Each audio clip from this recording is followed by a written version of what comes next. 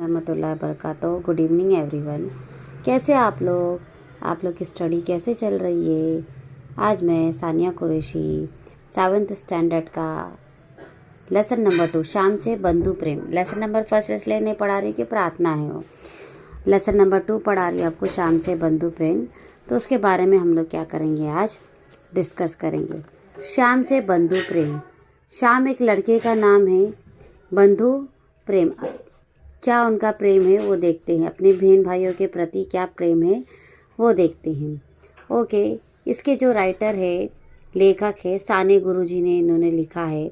और इसमें उन्होंने क्या किया है कि जो श्यामच्या मनात आपल्या लहान भावंडी विषयी, अपने बहन भाई के लिए असलेली जिव्हाळा व प्रेम, यानी उनके लिए जान व प्यार, तसेच आईने मुलाला दिलेली शिकवण यांचे हास्य स्पर्शी वर्णन प्रस्तुत पाठात आलेले आहे।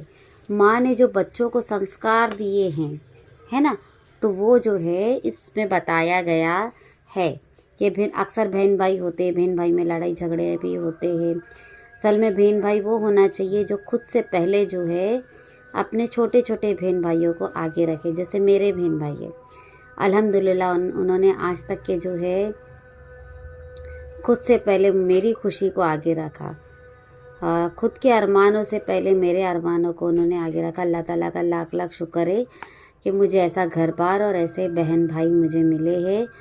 और मेरी माँ ने जो है हम बहन भाइयों के दिल में ऐसी मोहब्बत डाली है, मेरे माँ बाप ने, मेरे पेरेंट्स ने, और ये सब मेरे वालिदैन के दिए हुए संस्कार ही हैं।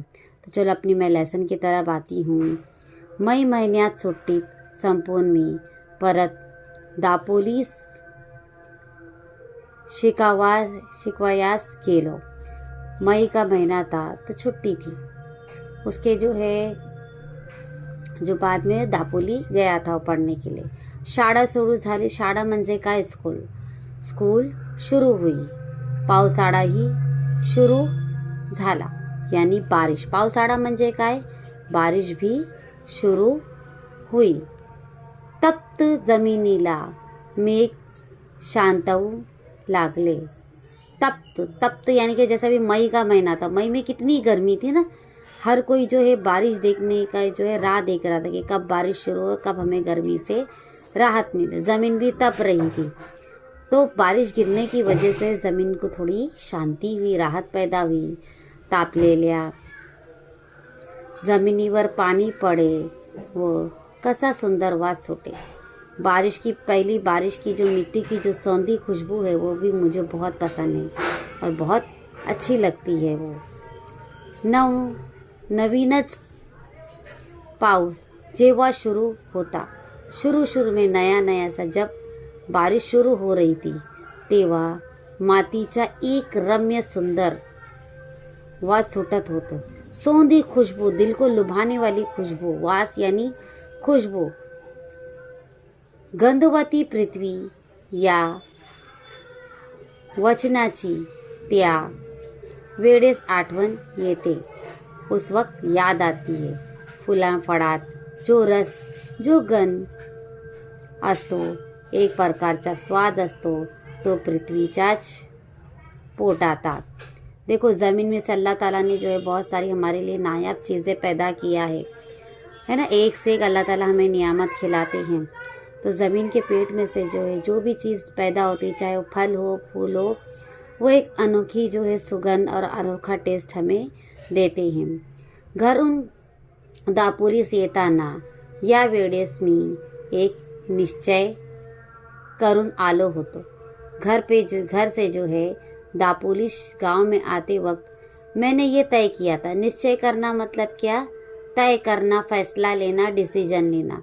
मैंने ये तय किया था, लेखक ने ये तय किया था कि सुट्टीत घरी असताना एके दिवशी लहान भाऊ नवीन सदऱ्यांसाठी हात धरून बसला होता। सदऱ्यासाठी छोटा भाई जो है नए कपड़े के लिए जो है हट करना, जिद करके बैठा था। त्यावेळेस त्याची समजून घालताना आई म्हणाली। उस वक्त उसको समझाने के लिए मम्मी कहती है, तुझे अन्ना व दादा यानी तेरे पिताजी और तेरे बड़े भाई मोठे भाई जो है मोठे होतील, रोजगारी होतील, मग तुला 6 महिन्यांनी नवीन सदरा शिवतील। रोजगार जब मिलेगा तेरे बड़े भाई को तो जो है 6 महीने में तुझे नए कपड़े मैं दिलाऊंगी, नई सदरा दिलाऊंगी। आता नको हात धरू, अब जिद मत कर। मित्रांनो, माझ्या लहानपणी कपड्याचे बंड फार माजले नव्हते। मेरे पास जो मेरे छोटेपन में जो है कपड़े नहीं थे। आज अल्हम्दुलिल्लाह हमारे पास बहुत सारे कपड़े हैं ना, शादी में जाने के अलग, घर में पहनने के अलग, छोटे छोटे फंक्शन में जाने के लिए अलग। अगर रिलेटिव में छोटा सा भी फंक्शन होता है तो हम लोग नए कपड़े सिलवाते हैं, है ना। पहले ऐसा नहीं था बेटा। पहले ज़माने में कैसा होता था, पूरे साल में सिर्फ 2 जोड़ी सिलाया जाता था और उसी पे इंसान अपनी ज़िंदगी गुजारता था। शादी में जाने के लिए भी उसी को धोकर पहनते थे और उसी में अपनी लाइफ गुजारते थे। आज अल्लाह ताला का ऊपर वाले का करम है कि आज अल्हम्दुलिल्लाह हमारे पास में बहुत सारे कपडे हैं। आम्हाला कोट माहितीच नव्हते। कोट क्या था वो हमको पता ही नहीं था। कित्येकदा सदरा ही 1-2 वर्षांनी नवीन मिळावायचा। कितने बार तो ऐसा होता था कि पैसे ना होने की वजह से 30 त्योहार पे हमें कपड़े भी नहीं मिलते थे। साल 2 साल में एक बार हम लोग सिलाते थे। थंडीच्या दिवसात धोतर चौघडी करून गळ्याशी बांधून शाळेत जावायचे। ठंडी के दिन में धोती को जो है चौड़ी करके गले में बांधकर स्कूल जाते थे। यानी उस ज़माने में मफलर भी नहीं था। आज के ज़माने में देखो ज़रा ठंडी का मौसम आता है तो मम्मियाँ पहले मार्केट में स्वेटर ढूंढने लगती है ना। मफलर ही नव्हते, जैकेट ही नव्हते। ना मफलर था, ना स्वेटर था, ना जैकेट था। गरम कोट नव्हता, गरम कोट भी नहीं था। माझ्या धाटक्या भावाचा सदरा फाटला होता। मेरा मुझसे जो छोटा भाई था उसके कपड़े फट गए थे। आईने त्याला 2-3 गाबड्या लावल्या होत्या। गाबड्या लाना यानी दूसरा कपड़ा लगा के सिलना, है ना, जिसको पेवर भी कहा जाता है। तो वो कपड़ा लगा के जो जगह से कपड़ा फटा था ना, तो दूसरा कपड़ा लगा के उसको सिया जाता था। आपल्या भावास नवीन कपडा शिवून न्यावायचा असेल मी ठरून आलो होतो। अपने भाई को नए कपड़े सिलाना ऐसा मैंने तय किया था, परंतु पैसे कुठून आणायचे। लेकिन पैसे कहाँ से लेकर आना है ना, क्योंकि गरीबी थी, ना रोज़ी थी। लेखक भी खुद क्या कर रहे थे, पढ़ रहे थे। मी कोणाचे ऐकले नाही, हृदयातून प्रेमपूर सॉरी मैं इस पैराग्राफ में आ गई। यहाँ पर आती हूँ मैं। माझे वडील कोर्ट कचेरीच्या कामात दापोलीस येत। वडील दापोलीस आले म्हणजे आणा 2 आणे मला खाऊला म्हणून देऊन जायचे। वडील जब दापोली में आते थे तो 2 आने, पहले 1 आना 2 आना ऐसा चलता था, तो मुझे खाने के लिए वो देते थे। खाऊच्या पैशातील 1 पैसा ही खाऊमध्ये ना खर्च करण्याचे मी ठरवले। खाऊ के पैसे में से 1 पैसे भी जो है खर्च नहीं करने का मैंने मन में ठहराया। ज्येष्ठात आमची शाळा सुरू झाली। हमारी स्कूल शुरू हुई। गणेश चतुर्थीला 3 महीने होते, यानी गणपति को गणेश चतुर्थी को 3 महीने थे। तेवढ्यात महिन्यात या खाऊच्या पैशाचा रुपयाभर जमला असता। यानी उन महीने में जो है रुपया भर जमा हुआ था। गणेश चतुर्थीस धाटक्या भावास कोट किंवा सदरा शिवून न्यायचा। गणेश चतुर्थी में छोटे भाई को कोट और सदरा मतलब सिलवाना था असे मी मनात निश्चित केले. ऐसा लेखक ने जो है दिल में तय किया.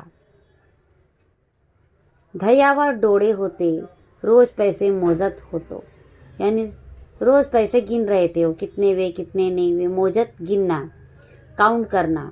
गणेश चतुर्थी जवळ येत चालली. गणेश चतुर्थी दिन ब दिन करीब आ रही थी.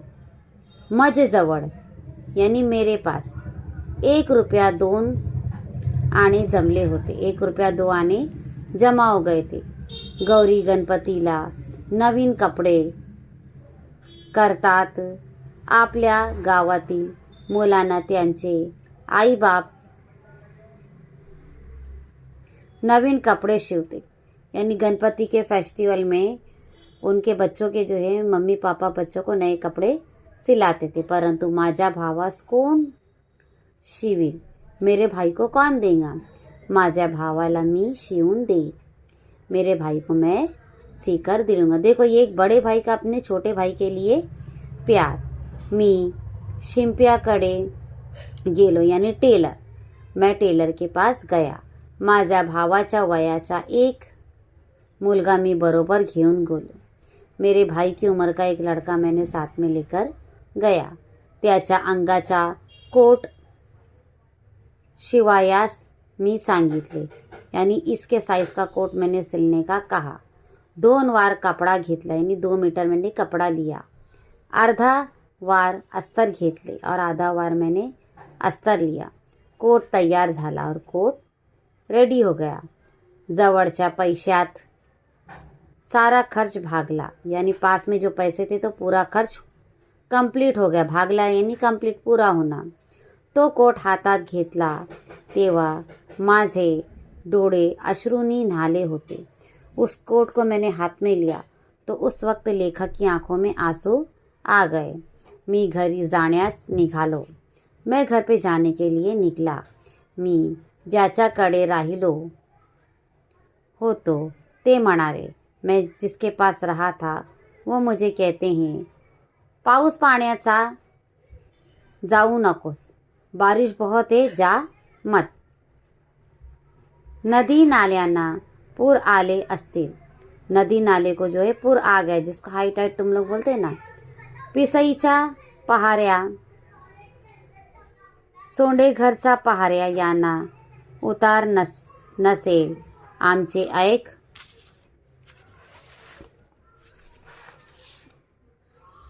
मी कोणाचे ऐकले नाही. मैंने किसकी भी बात नहीं सुना. हृदयात प्रेमपूर आला होता. यानी दिल में प्यार भरा था. तो नदी नाल्यास थोडीच भीक घालणार. नवीन कोट बांधून घेऊन मी निघालो. नया कोट बांधकर मैं निकला.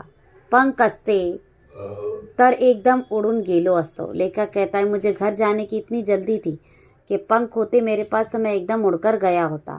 चालण्याच्या श्रमच वाटत नव्हते. यानी चलने की ज़रा भी मेहनत नहीं लग रही थी मुझे. एकदम एहसास नहीं हो रहा था. सुख स्वप्नात दंग होतो. यानी खुशी के ख्वाब में मैं मगन था.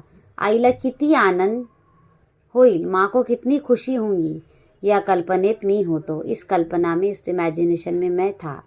एक नानेटी माझ्या पाया जवळून उड़ी मारून गेला. एक किस्म का जो है ये कीड़ा होता है सांप की तरह. वो क्या होता है, उड़ी मारकर लेखक के पास से जाता है.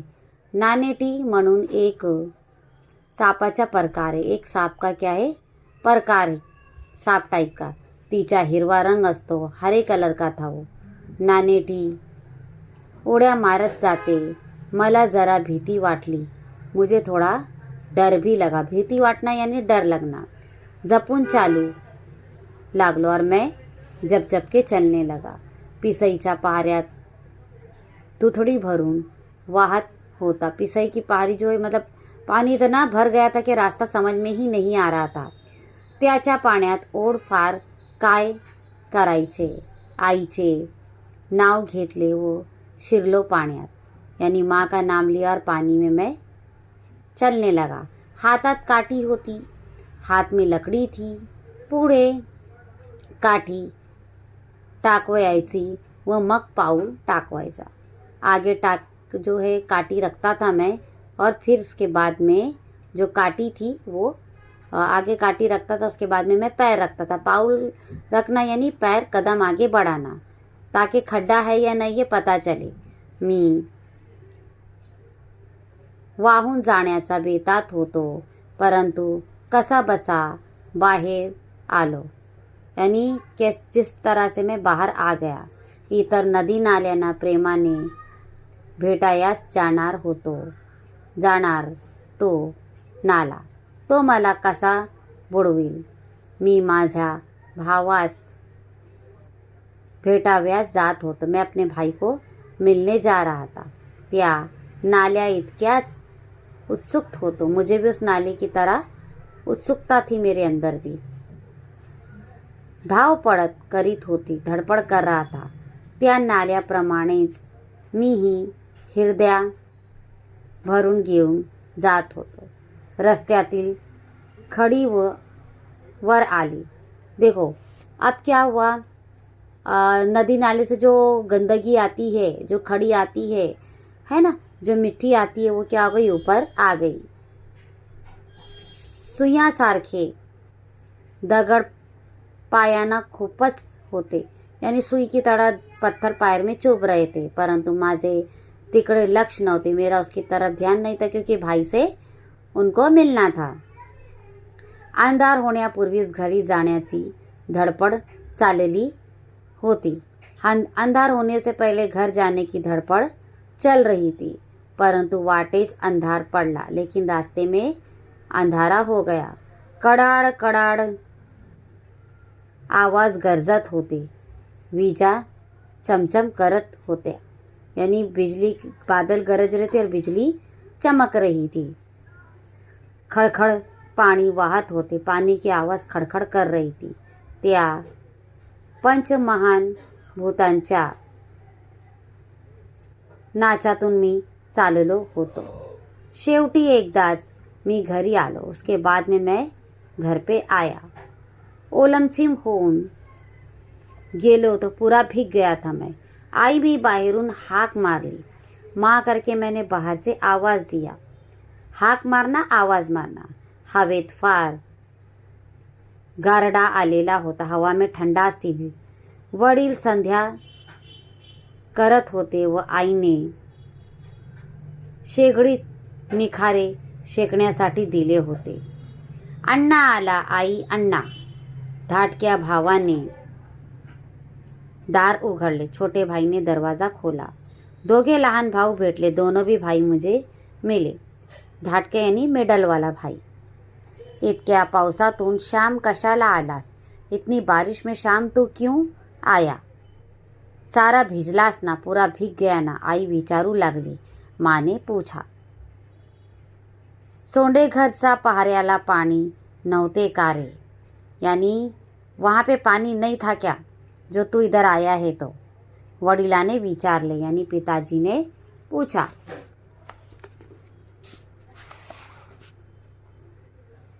हो, परंतु मी आलो कसा तरी, हाँ लेकिन मैं किस तरह से आया, मी म्हटले, मैंने कहा। त्या दिवशी एक बाई वाहून गेली, उस वक्त एक औरत बहकर गई हो त्यातून, उसमें से। वडील म्हणाले, बरे ते कपडे काढ, गडद पाण्यात आंघोळ काढ। कपड़े काढो, जो कड़क पानी से जो है क्या कर, नहा, आंघोळ करना, नहाना, आई म्हणाली। माँ ने कहा। मी आंघोळीस गेलो। धाटक्या भावाने माझे लहानसे गाठोडे सोडले। पहले बैग वैग नहीं होते थे, पहले क्या होती थी, पोटलियाँ होती थी, गठोडे होते, तो वो खोलता है वो।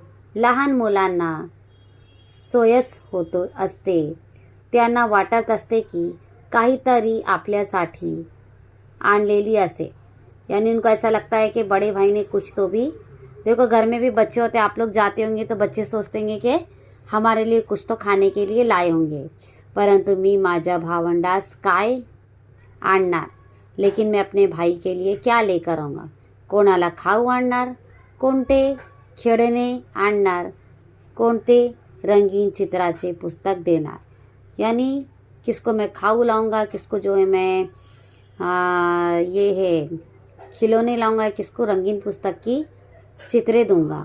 मी गरीब होतो. मैं गरीब था, परंतु माझ्या भावास गठोड्यात काहीतरी सापडले. मेरे भाई को उस गठोडे में कुछ तो मिला. ते हृदय होते, ते प्रेम होते, ती आईची फलधूप झालेली शिकवण होती. अण्णा, हा लहानसा कोट कोणाचा? अण्णा, ये छोटासा कोट किसका? हा नवीन कोट कोणाला रे? धाटका भाऊ कोट घेऊन मज जवळ येऊन विचारू लागला, ये नया कोट किसका है? मेरे पास आके मेरा भाई पूछता है. मग सांगेन, घरात जा ये घेऊन. मी म्हटले, घर पे जा, मैं बताता हूँ. आई, हा बघ कोट. हा काही अण्णाचा अंगाचा नाही. हा मला आणायचं होय आई. धाटका भाऊ आईला विचारू लागले, ये तो अन्ना के आंग का तो नहीं हो सकता, ये मुझे आएगा. आईने कोरडे धोतर दिले. मी चुलीजवळ शेकत बसलो. मैं चूल्ही के पास में सेकते हुए बैठा खुद को. आई म्हणाली, श्याम, हा कोणाचा कोट? आई कहती, श्याम, ये किसका कोट है? मोरू जोशाकडे का रे? दव्याचा आहे क्या? यानी उसके दोस्त का पूछते क्या ये कोई मोरू जोशा को देने का है? कापातल्या मुक्याने पाठवली असेल. वडील म्हणाले, नाही, हा मी पुरुषोत्तमसाठी शिवून आणला. नहीं, मैंने अपने लिए, छोटा भाई है पुरुषोत्तम, उसके लिए मैंने सीकर लेकर. मी म्हटले, पैसे रे कुठले? पैसे कहाँ से आए? कोणाचे कर्ज काढलेस? किसी का तुमने कर्ज लिया का? फीस दडवलीस क्या? फीस को पैसे भरने दिए थे तो वो तो कहीं नहीं भरे तुमने? वडिलाने विचारले. कोणाचे पैसे हात तर नाही ना लावलास? किसी के पैसे को चुराया तो नहीं ना तुमने? आईने कातर स्वरात विचारले. आईने कठोर स्वर में पूछा. आई, मी कर्ज काढले नाही, चोरलेही नाही, फीसचेही खर्चेल नाही. यानी फीस भी मैंने खर्चा नहीं कहा. मी म्हटले, मैंने कहा.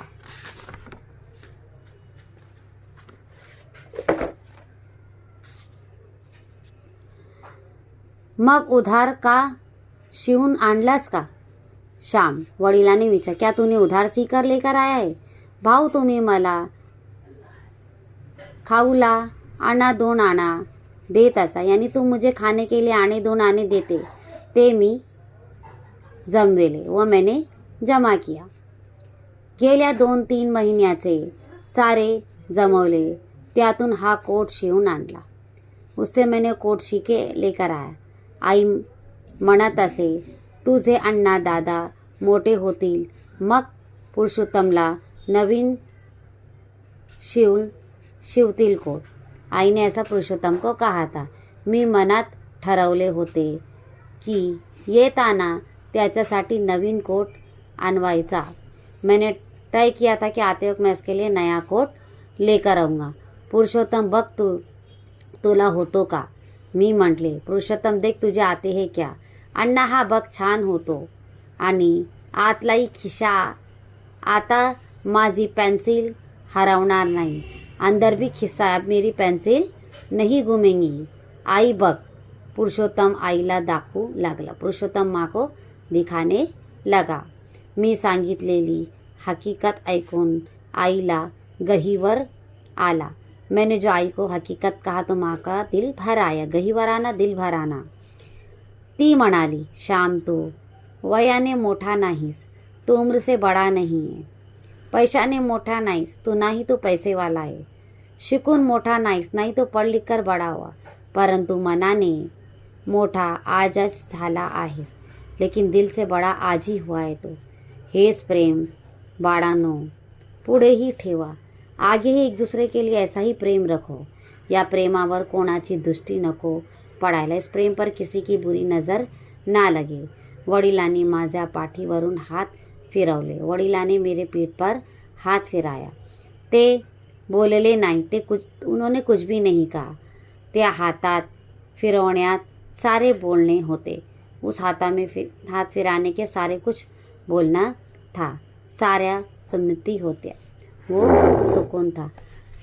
एक्चुअली जो है मेरे एग्ज़ाम है, I think next week exam होने वाले हैं मेरे सीटेट के, तो इसके वजह से जो है मैं वीडियो अपलोड नहीं कर पा रही हूँ। इंशाल्लाह ताला जैसे एग्ज़ाम से फ्री होती हूँ तो मैं वीडियो अपलोड करूँगी। मेरी वीडियो पूरी देखो। ये 7th स्टैंडर्ड के बच्चों ने मुझसे रिक्वेस्ट किए थे, मैसेज में आया था, कमेंट में एक मैसेज आया था कि मिस आप 7th स्टैंडर्ड की मराठी की इंग्लिश मीडियम की नोट्स वीडियो बनाइए। तो मैंने बनाया बेटा आपके लिए। आप लोग पूरी वीडियो देखो। अगर वीडियो अच्छी लगे तो इसे लाइक सब्सक्राइब भी करना और अपने रिलेटिव में, अपने फ्रेंड में शेयर भी करना। अल्लाह हाफिज़, टेक केयर।